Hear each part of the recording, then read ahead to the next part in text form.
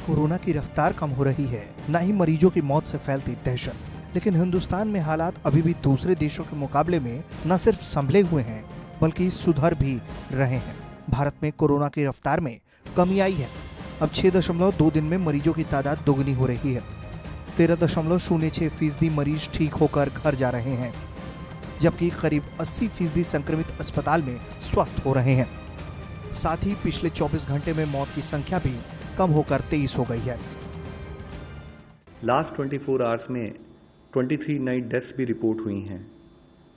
हम अब तक की अगर स्थिति को देखें तो पाते हैं कि लॉकडाउन से पहले अगर हमारे देश का डबलिंग रेट ऑफ केसेस लगभग 3 दिन था, तो पिछले 7 दिनों को अगर डेटा देखते तो हमारा डबलिंग रेट अब 6.2 डेज है।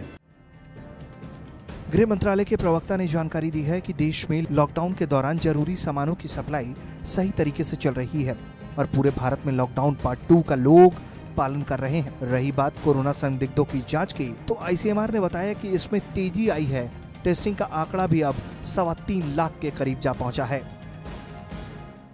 कल एक दिन में 28,340 टेस्ट हुए, उनमें के 23,932 जो टेस्ट है वो ICMR नेटवर्क के अभी 183 लैब्स हैं उनमें हुए। 4,408 ये 80 जो प्राइवेट लैब्स है उनमें हुए थे।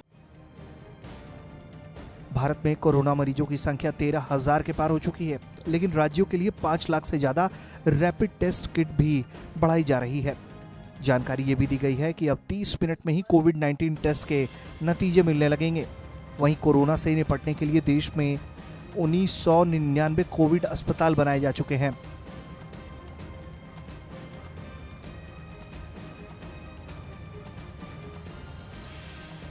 इनमें से 1,73,000 आइसोलेशन बेड, 21,800 ICU बेड हैं। सरकार की तरफ से बताया गया है कि पूरी तरीके से ये एफर्ट की जा रही है।